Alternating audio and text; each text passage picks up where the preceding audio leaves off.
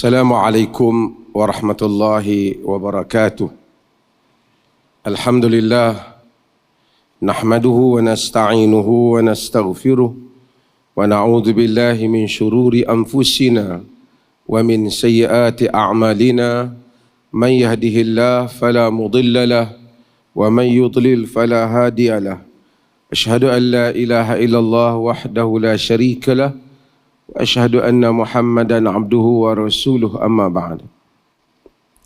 Fadil Ustaz Khidir selaku pengerusi yang saya kasihi, yang berbahagia sahibul fadilah Ustaz Tajul Urus bin Abdul Halim, Timbalan Mufti, yang dikasihi yang berbahagia Fadil Ustaz Haji Najmuddin bin Abdul Karim, pengarah Jaib, Naib Chancellor bagi Universiti Muhammadiyah.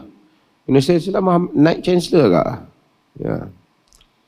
Naib Chancellor bagi Universiti Muhammadiyah Prof. Dr. Waliyo Adi Siswanto. Ramai mungkin tak tahu Universiti Muhammadiyah ni.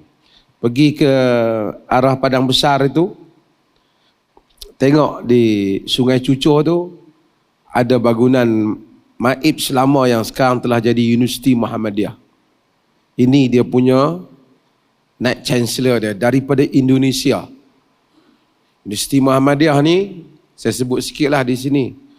Universiti pertama Muhammadiyah ni ada banyak, 170 lebih universiti di Indonesia.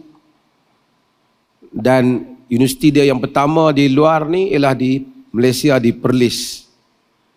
Jadi siapa-siapa yang nak belajar, nak sambung, boleh pergi ke Universiti Muhammadiyah ni. Muhammadiyah ni besar, organisasi yang besar. Organisasi Islam yang paling besar dalam dunia ni, Muhammadiyah. Jadi boleh pergi. Ni saya, dan kita insya-Allah akan ada beberapa seminar yang akan datang dengan UMAM ni, insya-Allah. UMAM tu nama dia universiti dah, Universiti Muhammadiyah Malaysia. Yang dikasihi Al-Fadil Prof. Basri, Dr. Basri Ibrahim, yang juga ahli fatwa selaku pembentang pada hari ini, Profesor Madya Dr. Muhammad Akram bin Datuk Dahlan, yang juga merupakan ahli fatwa, dan hadirin dan hadirat sekalian, pimpinan-pimpinan organisasi, pengarah-pengarah dan semua yang hadir. Sebelum saya nak ringkas saja, sebelum nak bicarakan tentang perasiman penutup ni, saya ajak kita tengok fatwa kita yang ada di sini. Hari ini dah berapa fatwa dah dibincangkan? Berapa dah? Berapa dah tuan-tuan memban? Tuan-tuan kalau tak ingat tu tidurlah tadi ni. Berapa dah? Okey. Fatwa yang saya akan huraikan secara ringkas, keputusan yang dibuat pada 14 hingga 18 September tahun 2022 yang Jawatankuasa Fatwa Negeri Perlis Mesyuarat kali yang ke-59 telah memutuskan beberapa perkara untuk kita faham tentang pegangan mazhab di negeri Perlis ini, iaitu mazhab-mazhab fiqh. Karena sebahagian orang, hatta dia rakyat Perlis sendiri pun, dia tak apa jelas Perlis ni macam mana pegangan dia. Jadi kita fatwakan dia supaya ia menjadi jelas untuk difahami oleh rakyat Perlis dan orang luar. Saya ambil bahan yang pertama dulu.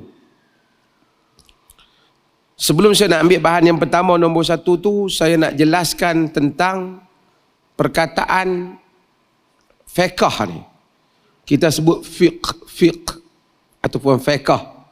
Indonesia kata fikih. Kan?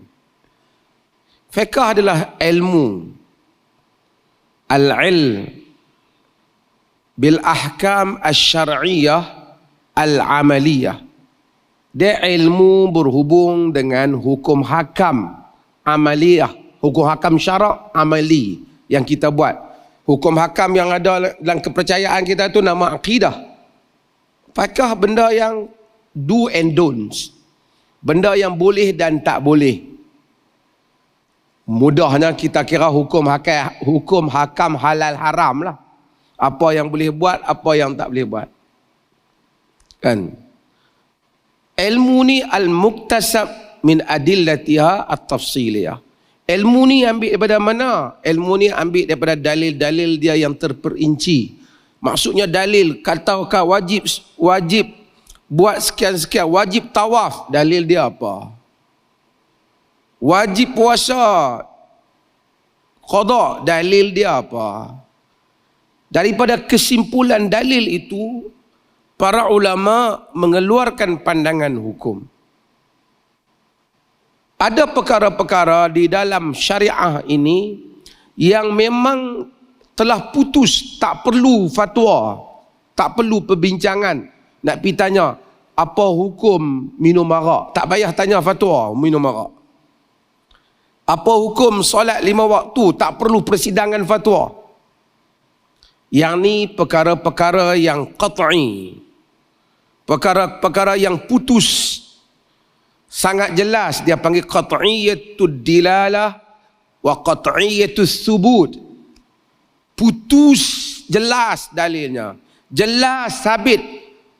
Sabit ni maksud dari sumber hukum dia pun bukan kata hadis tu ada perbincangan atau hadis ahad. Sabit jelas dalil Quran, dalil sunnah. Wajib puasa Ramadan, tak payah. Ada orang tak puasa Ramadan, mufti tak keluar fatwa, tak payah awak keluar lah puasa Ramadan. Tanya mamat tepi jalan pun tahu. Fatwa membabitkan hal-hal yang mungkin tak jelas ataupun perlu kepada penjelasan. Bukan semua orang tahu. Bukan al-ma'lum minad din bidarurah. Bukan semua orang tahu. Okey. Ketika zaman Nabi kita Muhammad sallallahu alaihi wasallam ada, hukum hakam syarak diambil daripada mulut Nabi sallallahu alaihi wasallam. Nabi bagi tahu apa? Ataupun mereka melihat daripada perbuatan Nabi, lalu mereka ikut perbuatan Nabi. Ataupun mereka mendapat iqrar daripada Nabi. Iqrar maksudnya Nabi akui benda tu. Mudah ceritalah. Nabi tengok Khalid Al-Walid makan dhab, makan bewak pasir tu, Nabi tak larang. Nabi tak makan, tapi Nabi tak larang. Ajuduni a'afu, aku rasa loya, kata Nabi. Walaisa bi ardi qaumi, tak ada di tempat kaum aku tak tengok mereka makan. Khalid tibai makan, okey. Wanita-wanita yang hadir kata bagi tahu Nabi tu dhab, Nabi tak larang. Kalau Nabi, kerana Nabi ni mustahil. Lepas Khalid makan, Khalid tanya boleh makan Rasulullah? Memang ikut-ikut tak boleh, tapi hang duk makan, aku segan abang. Hak tu kita, Nabi tak ada. Jadi pada masa hayat Nabi, perkataan Nabi, perbuatan Nabi, iqrar Nabi menjadi sumber kepada para sahabat. Al-Quran turun, Al-Quran sumber utama, hadis Nabi SAW menjelaskannya pada perkara-perkara yang tak jelas. Kalau Nabi tak larang dalam hal-hal yang membabitkan muamalah dan seumpamanya, sahabat faham benda tu tak dilarang. Azal umpamanya, iaitu mengeluarkan air mani di luar daripada rahim isteri ketika persetubuhan untuk mengelakkan dapat anak. Kunna na'zal wa Qur'anul yanzal. Kami telah melakukan azal, Quran turun, maksud Quran tidak melarangnya. Jadi sahabat itu sumber mereka. Bila Nabi SAW tidak ada, orang tanya sahabat Nabi. Bila orang tanya sahabat Nabi SAW, ada berapa perkara-perkara yang kategori hal yang ditanya. Ada perkara yang jelas, sahabat semua sepakat. Ada perkara yang memang Nabi buat, Tapi Nabi tak jelaskan adakah yang ni wajib mesti buat kalau tinggal jadi satu salah ataupun ia sunnah saja buat. Itu menyebabkan kadang-kadang para sahabat berbeza pendapat. Ada hal yang Nabi buat, sahabat pun semua tahu Nabi buat, tapi adakah ia dibuat kerana ia ibadah ataupun ia bukan ibadah, tuntutan agama? Kadang-kadang sahabat berkhilaf pendapat. Maka di kalangan sahabat itu sendiri banyak hal-hal yang lain lagi lah. Ada sahabat yang tak mendengar sebahagian hadis Nabi. Ada sahabat yang melihat Nabi buat hal tertentu tapi mempunyai penafsiran yang tersendiri. Maka di kalangan sahabat itu sendiri ada perbezaan-perbezaan pendapat di kalangan mereka. Ada tokoh-tokoh seperti Abdullah bin Abbas, dia cenderung kepada kelonggaran. Ada tokoh-tokoh seperti Abdullah bin Umar, dia cenderung sedikit kepada mengetatkan pandangan-pandangan yang menjadi amalan dia. Sehingga, dan ada khulafa ar-rasyidin dan sahabat-sahabat yang lain yang memberikan pandangan tentang hukum hakam syarak. Of course, apabila sahabat memberi pandangan dalam hal-hal yang sebahagian dalam hal-hal yang tidak diputuskan wajib ataupun tidak, ataupun hal-hal yang tak pernah berlaku pada zaman Nabi SAW, mereka berijtihad dengan pandangan mereka. Sahabat sendiri kadang-kadang mempunyai pandangan yang berbeza.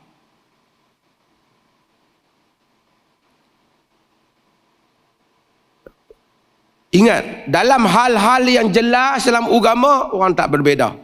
Saya katalah Islam ni semua berbeza pula. Semayang wajib, puasa orang tak berbeza. Wajib semayang subuh, orang tak berbeza. Yang nak berbeza, bismillah perlahan ke ataupun kuat, dia berbeza. Semayang subuh tu orang tak berbeza. Semayang isyak tu orang tak berbeza. Apabila hal itu berlaku, sahabat ada anak-anak murid sahabat lagi. Bila ada anak murid sahabat, mereka akan mendengar daripada guru mereka dan masalah akan bertambah besar. An-nusus mahdudah. Nas itu terhad. Tetapi al-aqdiyah, kejadian-kejadian, al-ahdas mutajaddidah.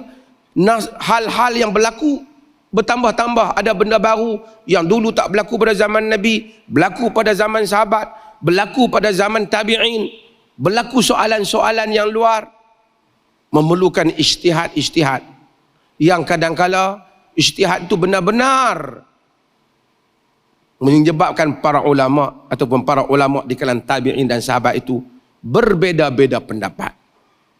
Kenapa mereka berbeza? Dia panggil zanniyatud dilalah.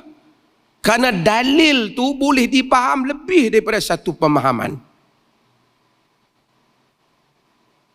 Okey. Kenapa saya sebut mukaddimah ni? Supaya kita faham mukaddimah ni. Daripada sinilah maka wujudnya lahirnya tokoh-tokoh ulama sepanjang zaman yang besar di dalam sejarah. Kita selain daripada ada sahabat, mazhab ni jalan fiqh mereka. Walaupun sahabat tu sendiri tak, walaupun mazhab tu akhirnya diterjemahkan sebagai jalan fiqh yang mempunyai kaedah-kaedah yang tersendiri, tetapi secara umumnya maksud jalan bagaimana satu orang itu memahami fiqh dia. Kemudian lepas daripada itu lahir tokoh-tokoh di kalangan anak murid sahabat. Lahir jago-jago ilmuwan di dalam ilmu fiqh ni. Ilmu ni banyak, lahir jago-jago ilmu dan fiqh. Ada al-fuqaha us-sab'ah, ada fuqaha yang 7 yang duduk di Madinah. Ini sebelum lagi Imam Syafi'i, sebelum Abu Hanifah, sebelum Imam Malik, sebelum Imam Syafi'i, sebelum Imam Ahmad lagi. Mereka sedikit awal, mereka dah ada terkenal sebagai rujukan fiqh. Sa'id bin Musayyib umpamanya, menantu Abu Hurairah, ahli rujukan di dalam fiqh. Urwah ibn Zubair umpamanya, ni di kalangan fuqaha yang 7 Madinah, alim di dalam fiqh. Al-Qasim bin Muhammad umpamanya, alim di dalam fiqh. Kharijah bin Zaid umpamanya, alim dalam fiqh. Abu Bakar bin Abdul Rahman, alim di dalam fiqh. Sulaiman bin Yasar, alim di dalam fiqh. menjadi rujukan sebagai ulama-ulama Madinah. Ubaidillah bin Abdullah bin Utbah, alim di dalam fiqh. Demikian juga Nafi' Maula Ibn Umar, juga dirujuk dalam fiqh. Fuqaha ini menjadi rujukan. Kalau di negeri yang lain, di Naisabur, Islam dah mula berkembang, kemudian besar. Tempat Imam Bukhari di Naisabur, ada Ishaq bin Rahuyah, ataupun dibaca dengan Rahawaih oleh sebahagian. Wal muhaddithuna la yuhibbuna al-waih. Muhaddithun tak suka perkataan waih. Ishaq bin Rahuyah umpamanya. Kan? Ada di Syam Al-Auza'i, ini imam yang besar. Ada Sufyan Al-Thawri umpamanya. Di Mekah ada Sufyan bin Uyainah. Ini semua jago-jago besar. Di Mesir sebelum Imam Syafi'i datang, ada Al-Laits bin Sa'ad. Di dalam fatwa perkali pun ada diambil Laits bin Sa'ad tentang menyusu. Kita bincang tentang fatwa Laits bin Sa'ad. Ada Ikrimah Maula Ibn Abbas. Ini juga alim. Ada di dalam tafsir seperti Mujahid bin Jabr, anak murid Ibn Abbas, alim. Semua mereka telah memberikan pandangan-pandangan mereka tentang hukum. Ada Abu Thawr di Baghdad, ada Imam Ahmad. Setelah Imam Syafi'i meninggalkan Baghdad, nanti saya akan sebut beberapa perkara. Okey. Kenapa saya sebut semua ni? Untuk memberikan ni secara rambang lah saya nak, untuk memberikan banyak lagi pendetailannya, nak memberikan gambaran kepada saudara-saudari sekalian bahawasanya fiqh ni bukan 4 mazhab sahaja. Ahli fiqh ni ramai, alim, sebelum imam-imam yang 4 dan selepas daripada imam-imam yang 4 juga. Jadi mereka adalah merupakan khazanah fiqh. Tetapi Allah telah takdirkan 4 imam ini, mereka paling kukuh disebabkan faktor-faktor banyaklah. Faktor-faktor fiqh mereka ditulis, manhaj mereka lebih jelas, dan kemudian anak murid mereka mewarisikan buku tu, ada orang yang menyebarkan, banyak hal. Saya sebelum nak baca fatwa perlih ni, saya nak quote, kebetulan saya mari ni, saya ambil Dr. Yusuf Al-Qaradawi. Dia tulis satu buku Fiqh Jihad. Dalam Fiqh Jihad itu, dia buat mukaddimah dia sikit. Saya nak ambil mukaddimah macam mana dia bincang fatwa dikeluarkan. Tajuk dia Al-i'tiraf min bahril fiqh kullihi. Mengiktiraf daripada semua lautan fiqh. Dia kata, al-intifa'u bi kunuzil fiqh al-islami wa'tirafu min biharihil zakhirah duna tahayyuz li fiqhin madhhabin duna madhhab walan ghilaq ala imamin duna imam. Dia kata dengan mengambil manfaat daripada kunuz fiqh islami dan mengiktiraf dengan luasnya fiqh ini, dengan tanpa ta'assub kepada satu mazhab melebihi mazhab yang lain, terikat dengan satu imam melebihi imam yang lain. Itu dia kata. Macam mana cara untuk membuat kajian? Dia kata bal na'tabiru hadhihi tarikatul kubra milkan likulli bahithin. Kita hendaklah mengiktiraf bahawasanya semua khazanah fiqh ini ialah peninggalan besar yang menjadi milik kepada setiap para pengkaji. Yaghutsu fi a'maqiha, dia masuk ke dalamnya. Wa yattali'u ala khabayaha, dia mengkaji segala yang ada di dalam rahsia-rahsianya. Wa yunaqqibu fi zawayaha, dia ni bahasa dia, maksudnya dia menyelidiki tengok daripada segala sudutnya, muqarinan baina qaulin wa qaulin, dengan membandingkan satu qaul dengan qaul yang lain, wa baina dalilin wa dalilin duna ta'assub li ra'yin, antara dalil dengan dalil tanpa ta'assub dengan satu pendapat, au taqlidin daimin li madhhabin, ataupun tanpa taklid daimin li madhhabin, sentiasa taklid dengan satu mazhab, kata dia. Bal qad na'khudhu marratan bi ra'yi Abi Hanifah, bahkan kadang-kadang kita ambil pandangan Abu Hanifah, wa tsani bi ra'yi Malik, yang kedua kita ambil pandangan Malik, wa tsalits wa rabi' wa khamis bi ra'yi Syafi'i, kemudian yang ketiga, yang keempat, yang kelima ambil pandangan Syafi'i, au Ahmad atau Ahmad, au Daud ataupun Daud, yakni Daud Az-Zahiri dalam mazhab Zahir, bal qad nakhruju fi ba'di juz'iyat, bahkan kadang-kadang kita keluar daripada sebahagian juz'iyat ini, benda-benda yang detail ini, anil mazhabi sunniyah, daripada mazhab sunni ila mazhabi zaidiyah, kepada mazhab zaidi. Maksud mazhab zaidi dalam fiqh, bukan dalam, wal ja'fariyah, ja'fariyah dalam fiqh, bukan dalam akidah, awil ibadiyah ataupun ibadiyah, idza wajadna al-halla fiha, jika kita dapati ada penyelesaian di dalam mazhab tersebut. Panjang dia bahaskan.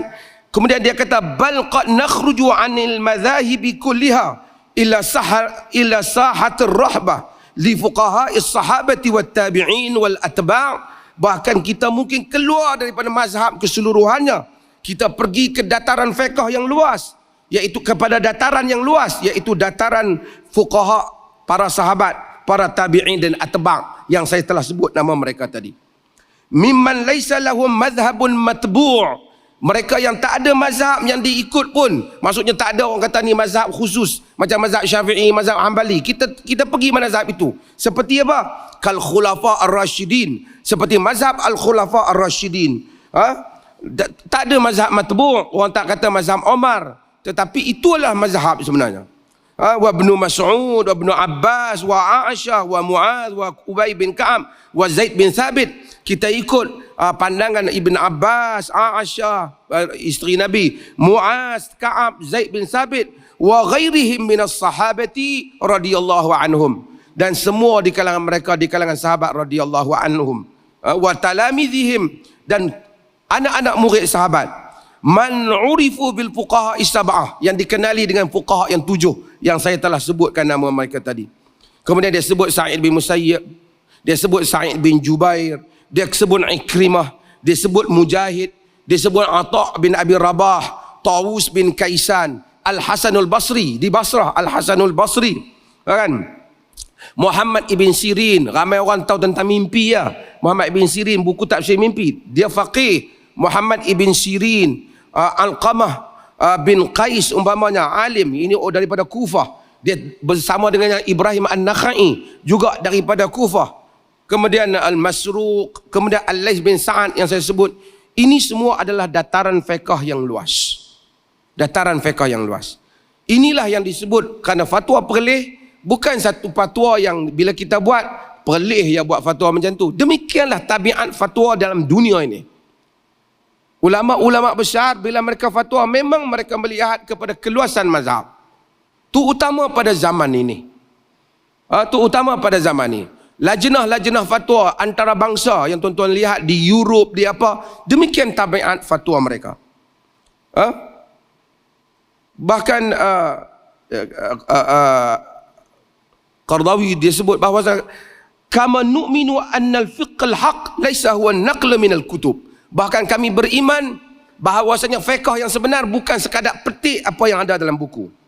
Fa innal kutub tumathilu asraha wa bi'ataha, kerana buku itu mewakili zaman dia. Balil fiqhil haq ijtihadul faqih li zamanihi wa makanihi. Fiqh yang sebenar ialah fiqh yang ijtihad seorang faqih alim untuk zaman dan masanya. Saya nak sebut beberapa perkara supaya sebahagian orang dia kata kita kalau dah mazhab Syafi'i kita tak boleh keluar. Tidak ada satu alim di dalam sejarah dia satu mazhab dia tak keluar-keluar, tak ada. Semua alim mereka ada masa mereka akan keluar pada mazhab mereka. Dalam masalah-masalah tertentu, walaupun usul asas dia mazhab itu, tapi apabila keadaan tertentu menuntut, mereka akan mengambil pandangan yang lain. Siapa baca Al-Imam Nawawi rahimahullah, dia akan tengok dalam majmu' berapa banyak pandangan-pandangan yang bukan pandangan Syafi'i yang asal, yang telah ditarjihkan, dianggap kuat oleh Al-Imam Nawawi. Bahkan siapa yang mengaji mazhab Syafi'i, dia akan tahu mazhab Syafi'i ini ada dua, qadim dan jadid. Ini semua guru Guru Takmir kan, qadim dan jadid. Qadim semasa dia di Baghdad. Di Baghdad dia tulis kitab Al-Hujjah dan Al-Imla.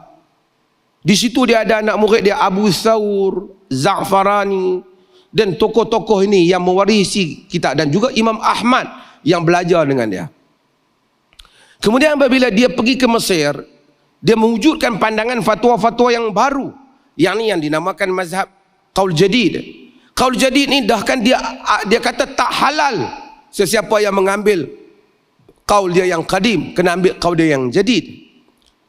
Qaul dia yang jadid, kalau di sana ditulis kitab Al-Hujjah, di sini ditulis kitab Al-Um.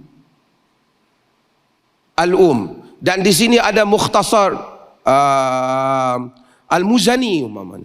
Anak murid dia di sini, yang baru ni seperti Al-Muzani dan yang lain-lain yang mengambil daripada dia. Walaupun secara umumnya mazhab Syafi'i itu dia pegang kepada qaul yang baru, qaul yang jadid, tapi ada lebih kurang 20 masalah dalam mazhab Syafi'i sendiri pegang qaul yang lama. Tak ikut yang Imam Syafi'i kata jangan ambil qaul yang lama. Ada banyak. Antara yang tuan-tuan amalkan ialah tuan-tuan kata waladdallin amin. Itu qaul qadim. Qaul baru sampai baca dalam Al-Um, Imam Syafi'i suka amin tu diperlahankan, seperti mana di dalam mazhab Hanafi. Tapi ulama Syafi'i sendiri tak amalkan yang qaul Imam Syafi'i yang baru, dia amalkan yang lama. Dalam qaul Imam Syafi'i yang baru, baca surah, kita amalkan baca surah ni pada rakaat yang pertama dan kedua bagi sembahyang yang 4 rakaat. Betul tak? Tapi dalam qaul yang baru, bagi rakaat yang ketiga dan keempat pun dibaca surah juga.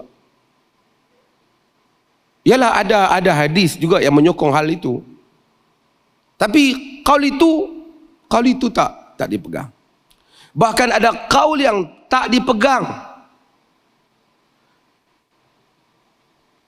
sama sekali, tak dipegang, iaitu pendapat Imam Syafi'i bahawasanya sesiapa yang berwudu menyentuh wanita sekalipun wanita mahram, sentuh ibu ke adik dia, batal wudu. Itu qaul jadid. Qaul qadim kata sentuh mahram tak batal. Yang batal ialah wanita bukan wanita yang dia boleh kahwini. Jadi ini adalah qaul mazhab Syafi'i yang diamalkan ialah qaul yang lama, tak diamalkan qaul yang baru. Qaul yang lama lagi apa? Lebih kurang dah 20 masalah. Saya tak ingat semua. Okey, salah satu antaranya lagi ialah azan subuh. Hayya ala as-salatu khairun minan naum. Qaul yang baru tak ada as-salatu khairun minan naum. Qaul qadim yang lama as-salatu khairun minan naum. Imam Syafi'i kata amalkan qaul yang baru, tapi ayat tu pegang qaul yang baru. Kalau nak ambil pada dia, ambil qaul yang baru. Dalam mazhab Syafi'i dia amalkan yang lama. Yang menjadi pegangan ialah yang lama. Ini semua untuk saya sebut contoh-contoh untuk memahamkan kita bahawasanya keluasan mazhab telah berlaku di dalam sepanjang sejarah. Jangan orang fikir perlih ni pelik, orang satu je dia banyak sangat. Tak. Yang kita sedang cakap berhubung dengan fatwa. Okey, sama-sama tuan buka ni, kita baca sama-sama.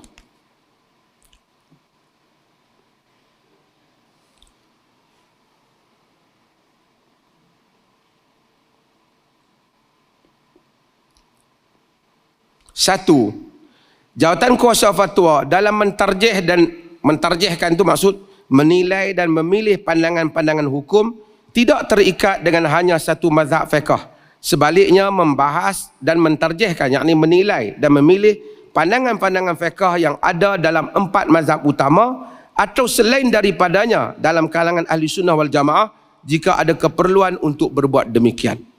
Maksudnya dalam pandangan fiqh, bila nak tentukan satu hukum, dalam mesyuarat fatwa kita, kita tak ambil satu mazhab saja. Kita bentangkan pandangan semua mazhab. Daripada pandangan semua mazhab itu, kita tarjih. Tak ada pandangan yang kita sendiri buat, tak ada. Kita tarjihkan pandangan, yakni kita pilih yang mana kita rasa daripada sisi pendalilan mereka, zaman yang kita ada, keadaan yang wujud, itu lebih tepat ataupun itu lebih sesuai. Kita pilih yang itu.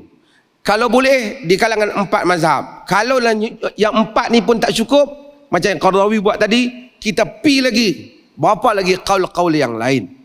Qaul-qaul yang lain. Tadi ada orang bahas tentang apa?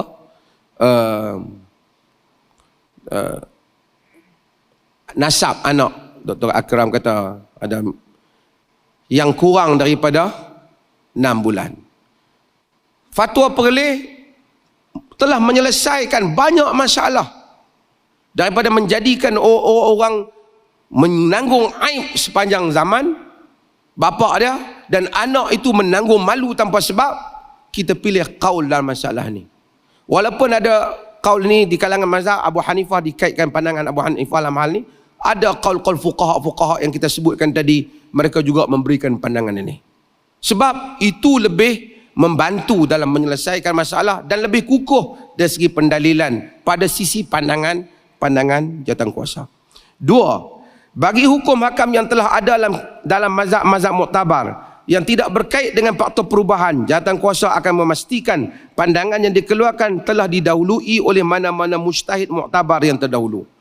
Yakni bagi hukum hakam yang tak perlukan ijtihad baru, tak ada kaitan dengan perubahan zaman, tak ada keadaan yang mendesak, ada dalam kitab-kitab yang lepas, kita akan cuba pastikan pandangan yang kita keluarkan itu memang telah ada qaul di kalangan ulama-ulama mazhab. Tak ada, saya selalu sebut, tak akan ada. Tuan-tuan boleh cari satu pendapat dalam jawatankuasa Perleh ni, keluar satu hukum, tak ada satu mazhab kata pandangan tu. Tak ada. Tak ada. 3, bagi isu-isu baharu yang tiada fatwa daripada para mujtahid yang terdahulu, jawatankuasa fatwa akan melihat kaedah dan hujah yang diguna pakai dalam ijtihad para mujtahid dan membandingkannya dengan isu berkaitan. Dalam isu semasa seperti ini, keputusan fatwa semasa di pelbagai peringkat juga diambil perhatian. Ada benda baru macam COVID dulu, isu nak tutup masjid umpamanya, takut orang terkena COVID umpamanya. Isu nak jarakkan umpamanya, kita ambil kira semua. Hal-hal tu jarang berlaku, tak disebut dalam kitab fiqh, tapi kita ambil kira. Boleh tak penjarakan kalau sekiranya ada benda yang membahaya, mengelakkan daripada penyakit, atau seorang tak merapatkan. Kita bandingkan pula antara tanggungjawab menjaga diri daripada kena penyakit dengan sunnah merapatkan saf. Itu semua kita ambil kira. Kerana hal tu memang nak rujuk dalam kitab fiqh tak ada. Walaupun ada Ibn Hajar menyebut masjid-masjid ditutup pada zaman berlakunya wabak, tapi kita ambil kira bagaimana pelaksanaannya. Kerana hal itu berlaku bukan kosong. Argument pada kes-kes yang hampir serupa walaupun tak sama telah kita ambil kira di dalam mengeluarkan fatwa. Tuan-tuan dan puan-puan, untuk jawatankuasa fatwa, dia nak keluar fatwa, dia tak boleh Dr. Basri, Dr. Akram, saya dan semua yang ada, Dr. Ruzaimi, Dr. Zaharuddin, semua yang ada ni, bila nak keluarkan fatwa, kita 15 orang, kita nak keluar fatwa berhubung dengan perubatan, kita sendirilah fikir, Google tengok macam mana, lepas tu kita keluar. Tak boleh. Kita akan panggil pakar perubatan berkaitan, main bentang pada kita. Dia kena ceritakan macam mana dari segi. Kalau kita tak puas hati dengan penerangan dia, kita cari lagi yang lain yang berbeza pandangan dengan dia, bagi pandangan kat kita. Sehingga baru kita rasa jelas, baru kita keluarkan pandangan kita. Sebab tu kadang-kadang tengok, ada doktor juga dalam fatwa. Bukan, dia datang untuk sesi itu saja. Pakar haiwan ke, kita nak bincang tentang makanan ikan yang kita keluar, haram ke halal. Ikan dia berapa hari bila dia makan najis, dia hilang najis di tubuh dia. Kita panggil bahagian akor tu. Kita panggil bahagian tu. Mari terang pada kita. Kita tanya dia. Kita nak keluarkan tentang alkohol tu. Kita panggil bahagian kementerian dan orang yang terbabit. Barulah sesuatu fatwa itu boleh dibuat. Keempat, bagi pengamalan ibadah di Perlis, Jawatankuasa Fatwa banyak mentarjih, yakni menilai dan memilih apa yang diamalkan dalam mazhab Syafi'i dan Hambali. Ini kita beritahu dalam keadaan banyak. Tuan-tuan tengok, bismillah perlahan, bismillah tak kunut. Ini dalam mazhab Hambali, dalam mazhab Imam Ahmad, dan juga mazhab lain juga tidak kunut seperti mazhab Abu Hanifah, kan? Banyak juga amalan-amalan yang lain sebenarnya diamalkan di atas pandangan dalam mazhab Syafi'i, yang diamalkan. Tiada fatwa dalam hal ehwal ibadah negeri Perlis yang terkeluar daripada qaul imam-imam mazhab dan para mujtahid yang diiktiraf umat. Secara umumnya Jawatankuasa akur dengan semua khilaf yang muktabar dalam ibadah, tetapi memilih qaul yang ditarjihkan, yakni dinilai dipilih untuk amalan rasmi. Maksudnya tak ada lagi. Tengok kalau amal ibadat senarai puasa, ada senarai kan, untuk bulan puasa semayang tarawih ke apa, semua yang kita tarjihkan itu ada di dalam qaul-qaul imam di dalam mazhab, khususnya dalam mazhab Syafi'i dan dalam mazhab Hambali. Tak ada qaul yang Perlis keluarkan, tak ada siapa kata Perlis kata, tak ada. Semua telah didahului oleh imam-imam. Dalam masalah yang khilaf, fatwa iktiraf, kita iktiraf. Bismillah perlahan pun kita kata, bismillah kuat pun kita tak kata bid'ah. Tapi kita kata amalan rasmi yang ditarjihkan ialah bismillah perlahan bagi bacaan yang jahar. Kalau ada orang bismillah kuat, dia bukan imam, dia semayang sendiri, tidak ada apa-apa kesalahan di sisi perundangan kita. Kata dia kunut, tidak ada kesalahan di sisi undang-undang kita. Tapi bila dia jadi amalan rasmi, iaitu dia mengamalkan sebagai imam rasmi di masjid yang dilantik oleh kita, dia mengamalkan amalan yang ditarjihkan oleh kita. Habis itu orang kata Perlis, dia kata kunut sesat. Itu dia sendiri reka, dia sendiri meroyan. Dia tak ada, kita tak keluar fatwa tu. Sebab itu sila baca teks fatwa tu. Kita akan kata ada pun sekian-sekian khilaf yang muktabar. Semua ujung tu kita akan melihat perkataan khilaf yang muktabar. Khilaf yang muktabar maksud khilaf yang diiktiraf. Walaupun sebahagian amalan tu ada ulama yang menyebut bid'ah, seperti qunut subuh, ada ulama yang menyebut bid'ah. Tapi dalam fatwa kita tidak mention perkataan bid'ah tu. Kita kata bahawasanya kita tak memilih yang itu. Kita tak memilih kerana kita tahu hal itu telah ditarjihkan di dalam mazhab Syafi'i. Dan khilaf itu muktabar, khilaf yang muktabar ni khilaf yang ada dalil dia yang kuat. Khilaf yang, maksudnya khilaf ni semuanya mengemukakan dalil. Bukan khilaf syok-syok ustaz di sandang di dinding dia pun berkhilaf dengan orang lain, bukan. Khilaf yang datang daripada perbahasan fiqhi, perbahasan fiqh. Itu maksudnya. Jadi jika kita lihat dalam fatwa amalan negeri Perlis ini, dia dalam keadaan demikian. Dalam keadaan demikian. Sebahagian orang tu dia kata mazhab dia pun tak tahu. Macam dia kata dalam mazhab Syafi'i patutnya lepas semayang kena zikir kuat-kuat ramai-ramai dan kemudian baca doa ramai-ramai. Perlis ni tak ikut. Itu bukan mazhab Syafi'i. Dalam Al-Um terang-terang tak ada tu. Boleh baca. Disuruh perlahankan, melainkan untuk mengajar untuk satu ketika dan kemudian diamkan. Kitab-kitab dalam mazhab ulama-ulama Syafi'i tidak suka zikir yang kuat sehingga mengganggu orang ataupun dikuatkan zikir. Itu kadang-kadang orang yang dakwah ni mazhab Syafi'i, depa ni mazhab lain, dia pun tak tahu Syafi'i itu Syafi'i apa. Kita tanya mazhab Syafi'i itu ambil di mana? Dah depa kata mazhab Syafi'i macam tu. Mazhab ni dia ada sumber dia untuk dirujuk. Dia ada sumber dia untuk dirujuk. Dan ada kaedah-kaedah dia untuk dibaca. Membezakan qaul dia yang asah, yang masyhur. Qaul ashab dia, yang sahih, yang asah. Dan macam-macam lagi kaedah di dalam membaca buku-buku. Bagi setiap mazhab, ada kaedah-kaedah yang tersendiri. Okey. Dalam hukum hakam munakahat dan muamalat, munakahat ni nikah kahwin.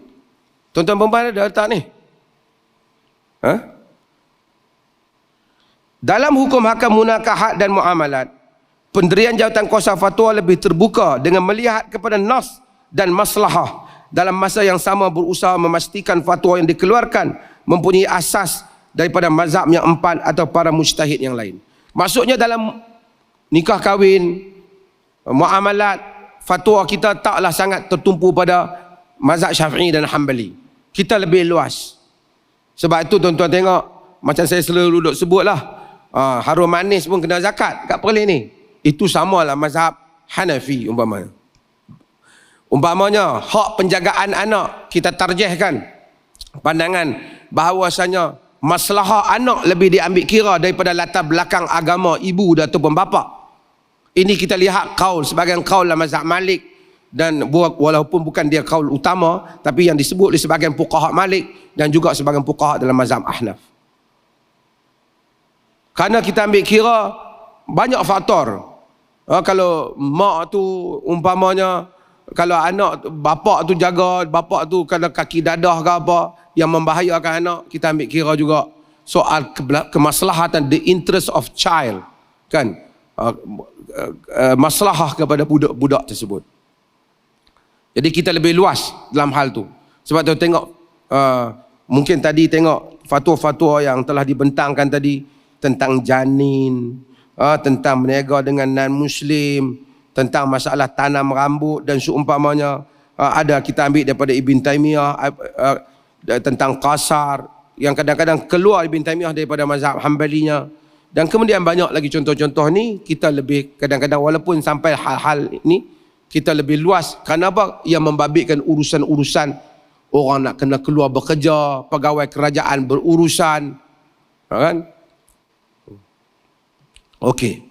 Dalam pelaksanaan rasmi hal ehwal ibadah, munakahat dan muamalat di negeri Perlis, termasuk dalam masalah-masalah khilafiyah yang muktabar, adalah berasaskan tarjih, yakni pemilihan dan penilaian pandangan yang diputuskan oleh jawatan kuasa negeri Perlis. Maksudnya pelaksanaan rasmi. Habis kalau tengok di masjid tu, kenapa tak kata kunut tu salah? Kalau orang kunut tu tak jadi salah. Kenapa di masjid tak kunut? Itu rasmi. Kerana rasmi kita telah memutuskan tiada kunut berterusan subuh. Itu pada pandangan kita, pandangan yang pendapat yang lebih kuat. Kenapa bismillah perlahan? Kita pendapat itu lebih kuat.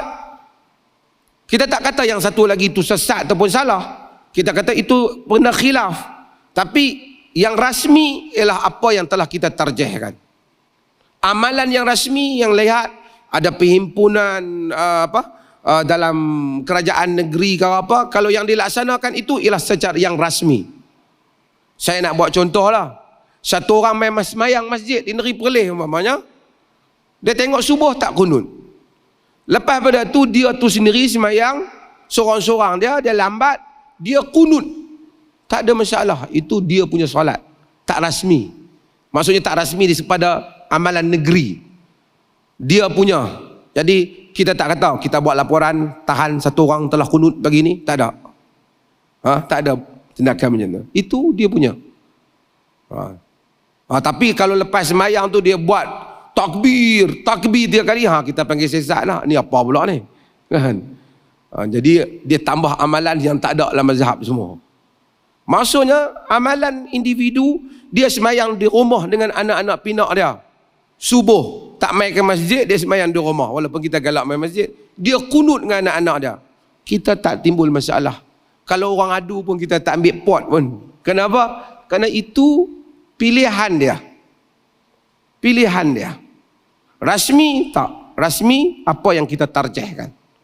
Kita bukan mencengkam amalan peribadi. Tengok yang berikutnya. Yang ketujuh. Ada ni? Teks ada? Okay. Jawatan kuasa fatwa negeri Perlis tidak menetapkan pemilihan mazhab untuk amalan individu dalam persoalan ibadah selagi tidak bercanggah dengan nas syarak. Maksudnya untuk diri dia terpulang pada dia. Macam haji, mazhab kadang-kadang khilaf. Kan? Kalau tanya kita, mungkin sentuh laki perempuan tanpa menimbulkan syahwat dan seumpamanya, kita tak katakan batalkan wudu. Tapi kalau dia kata batal, dia sendiri nak ambil wudu, itu hal dia. Dalam jawatan kuasa fatwa, jilatan anjing sahaja yang wajib dibasuh dengan 7 kali dan 1 dengan air tanah. Kalau kena babi tak wajib basuh 7 kali dengan air tanah, basuh sehingga hilang kesan, bau, warna dan rasa. Rasa tu tak boleh tuan-tuan rasa. Yang tu ya, dari bahasa lama lah. Tak wajib. Itu pandangan kita. Kita tarjih pandangan itu. Tapi kalau satu orang, dia kena najis babi, dia tetap nak basuh 7 kali, itu pulang kat dia, urusan diri dia.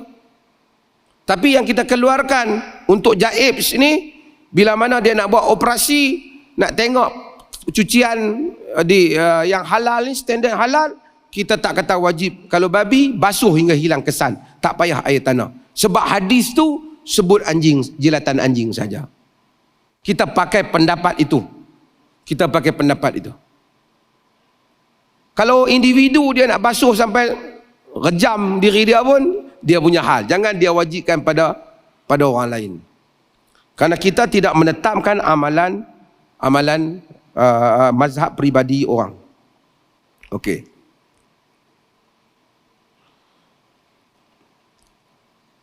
Seseorang boleh memilih mana-mana mazhab muktabar dalam melaksanakan amalan ibadah secara peribadi.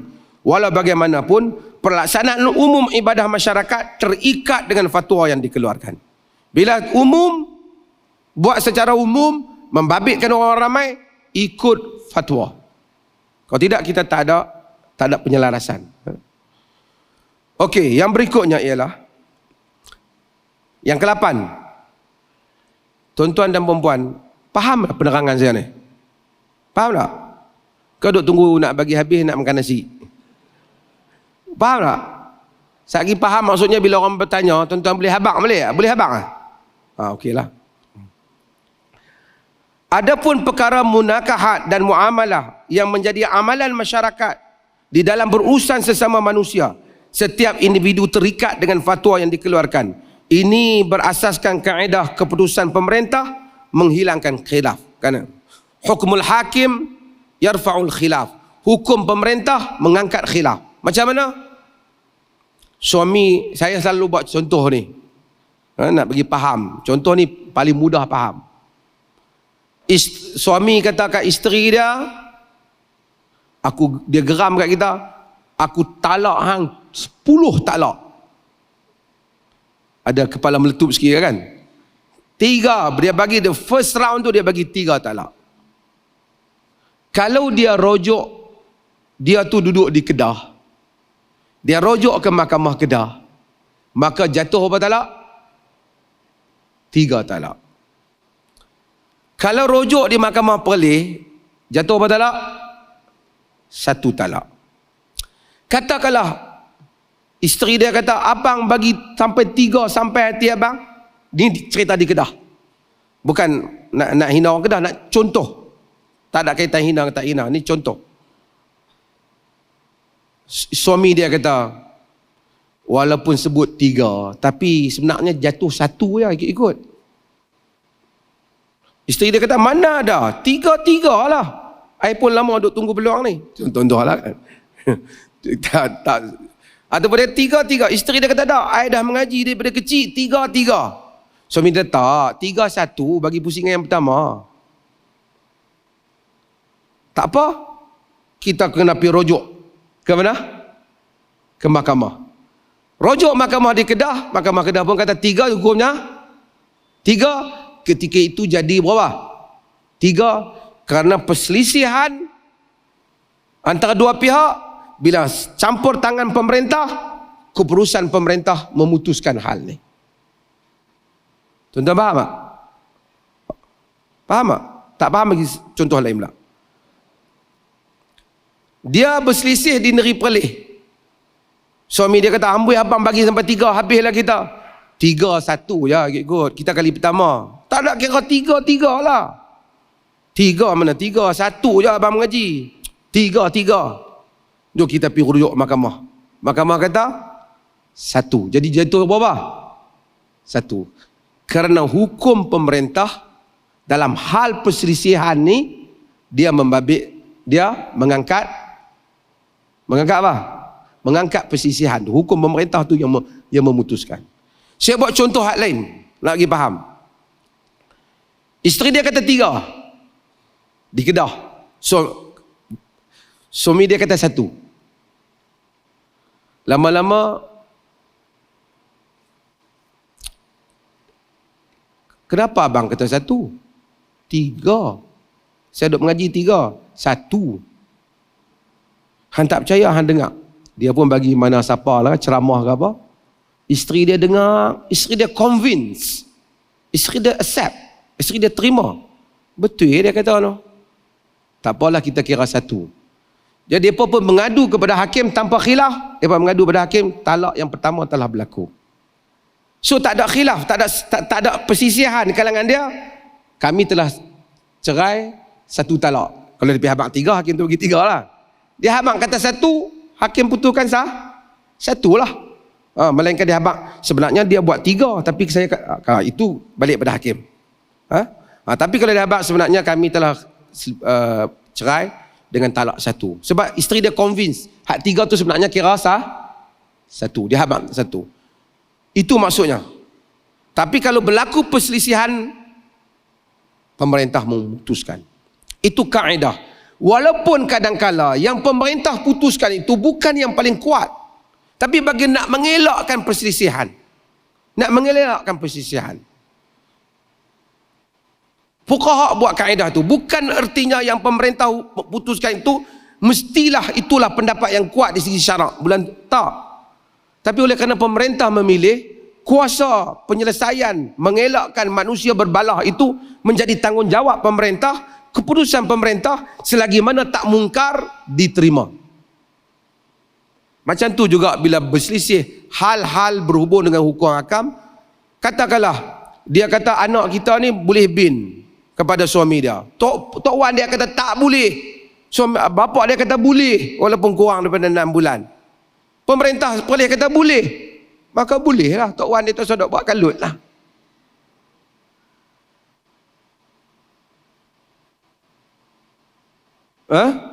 Jadi ini adalah semua hal yang mana kalau ada perselisihan dalam muamalah, dalam seumpamanya, balik kepada keputusan pemerintah. Ke-9. Habis kan ni masa? Habis dah Ustaz Khidir? Pengajian fiqh berdasarkan mazhab-mazhab yang muktabar dengan disiplin yang betul adalah dibenarkan, bahkan digalakkan dalam negeri Perlis. Penuntut ilmu hendaklah mengelakkan fanatik mazhab yang mengakibatkan pemusuhan sesama Muslim. Maksudnya, di negeri Perlis tak salah. Ada orang mengajar kitab Fiqhul Manhaji, boleh.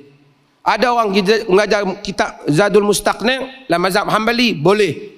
Ada orang nak mengajar di dalam kitab mazhab Hanafi ke, mengajar, semua boleh.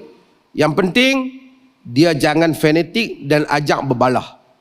Bila berlaku pada masalah yang telah diputuskan oleh jawatan kuasa, amalan rasmi ikut fatwa. Untuk dia bagi tahu dalam mazhab Syafi'i macam ni, dia bagi tahu itu mazhab Syafi'i. Terbaiknya dia bagi tahu juga dalam mazhab yang perlu amalkan mazhab sekian-sekian. Jangan ada ni mazhab Syafi'i, hak perlu amalkan tak ada kunut tu sesat tu. Yang tu kita stop pengajian dia. Pasal itu tak disebut oleh mazhab Syafi'i, tak disebut kerana pengajian fiqh yang mu'tadil, penyampaian fiqh yang adil dan insaf akan meraihkan khilaf yang muktabar. Khilaf yang muktabar ni khilaf yang ada dalil, masing-masing ada dalil. Dalil itu mengikut kaedah pendalilan. Kalau pi menari kat kubur tok kenali, khilaf. Ada ustaz kata boleh, tak boleh. Yang tu tak ada khilaf. Yang tu satu kesesatan. Duk pi menari kat kubur tu. Yang tu orang tak panggil khilaf yang muktabar. Khilaf yang muktabar ni khilaf yang berlaku di kalangan para fuqaha yang telah mengikuti sistem pendalilan yang betul. Fuqaha muktabar khususnya, kita mengambil kira khilaf itu sebagai khilaf yang contoh banyaklah. Di Perlis khutbah tak pakai tungkat. Cuba baca fatwa pasal tak pakai tungkat. Kita kata memegang tungkat ketika khutbah adalah hukum memegang tongkat ketika khutbah adalah khilaf yang muktabar. Maksudnya kita bagi tahu ada ulama fuqaha yang besar pun kata sunnah pegang. Tapi perleh memilih tak pegang. Bila perleh tak pegang, di atas argumen yang kita pegang, termasuk argumen yang disebut oleh Al-Imam Ibn Qayyim, Nabi pegang ketika belum dibuat mimbar dan seumpamanya, khatib kita tak payah pegang lah. Dah itu keputusan di negeri yang kita ambil. Tak kena tungkat tak ada ni, nak khutbah macam mana ni? Tak ada, tak payahlah. Kan?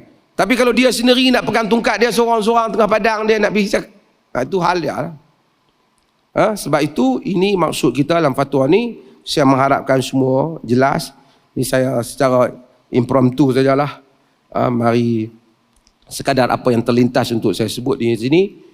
Terima kasih banyak. Saya dengan ini Bismillahirrahmanirrahim merasmikan majlis penutup kepada seminar penerangan isu-isu fatwa peringkat negeri Perlis ini. Alhamdulillah.